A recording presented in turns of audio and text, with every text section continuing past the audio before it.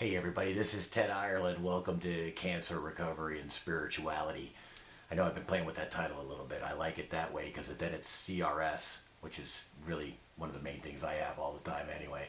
So welcome. Please say hi in the comments if you can. Like and share this video if you would. We're going to do our best to keep it to 5 minutes, maybe a little bit longer on this one. Got a lot to do.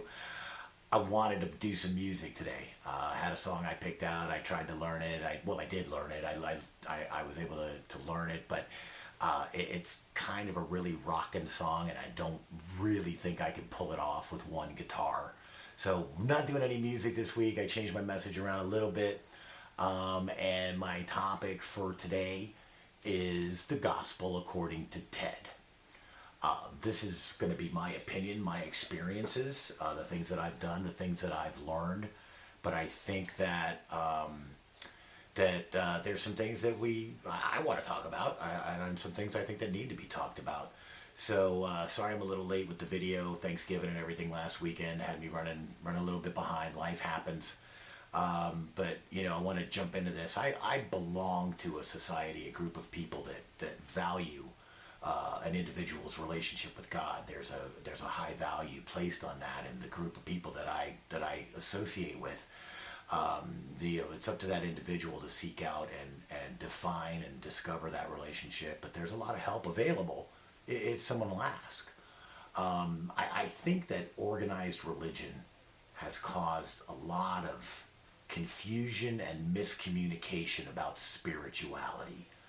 I watch Joel Osteen on Sunday mornings. That's my church. I haven't been to a church building in several years. I like Joel because I like his message. I like the things he talks about. But however you do it is cool with me. That's kind of my point of this whole thing today is, however you do it is cool, just so it gets done. It seems that with most religions and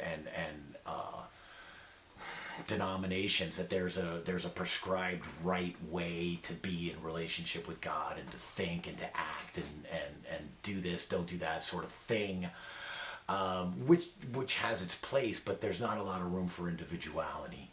And I think that's one of the things that we need to encourage as people are attempting to establish a relationship with God. First off, I want to talk about what I believe. I don't know what was being taught when I was a kid. I know they weren't teaching what I heard, but what I heard was, you're a piece of crap because you didn't behave right and you're going to go to hell. And that's what I believed for a long time, until I was 30 years old. And then, I had a life-changing experience that redefined my relationship with God, and hoping I can share some things with you.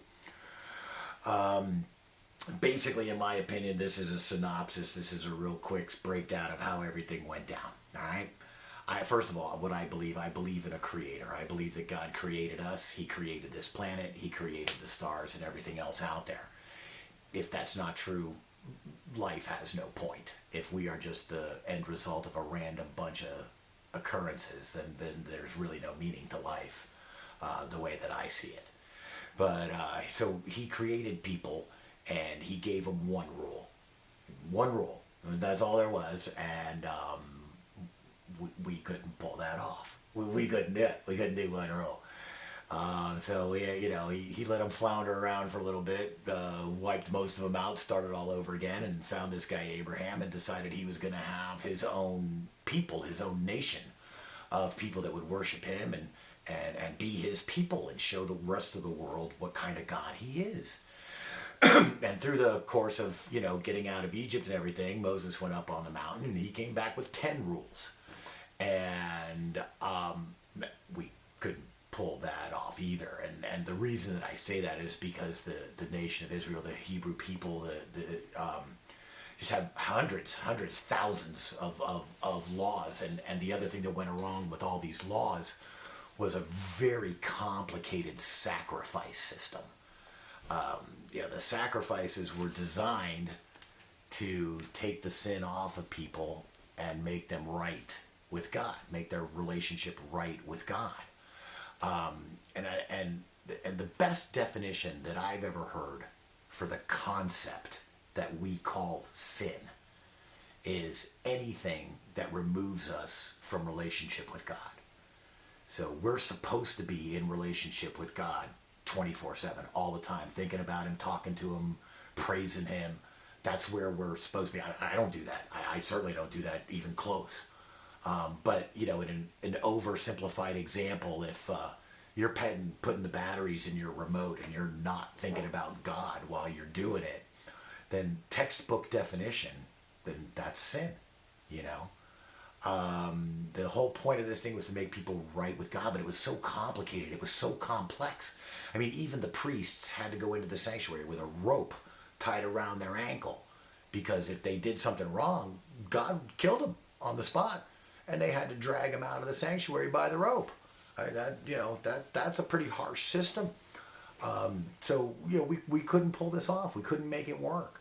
So God, because He is God, became a person and sacrificed Himself to Himself. So see, that was a cool deal, because it's only between God and God. We can't screw it up, but we try. We try real hard to screw that up every day.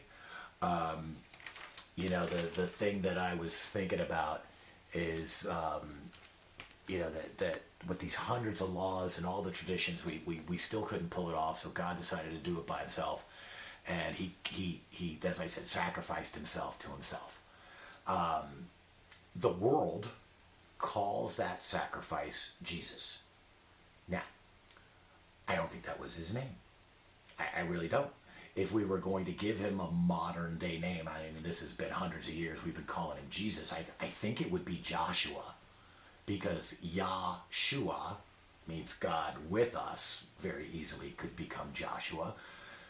Bible says His name was Emmanuel. So I don't know. My point is, it doesn't matter, because if you get to the place where you understand that God sacrificed Himself to Himself because He loves us, I don't think it matters what you call that. Jesus was not a Caucasian, so a lot of the things that people believe in this world, pictures and things that they've been taught, are not true. He certainly wasn't a Caucasian, not in the part of the world that he came into. But my point is that we are so loved and we are so wanted.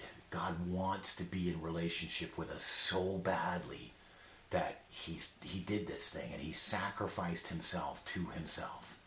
And so we can't mess that up.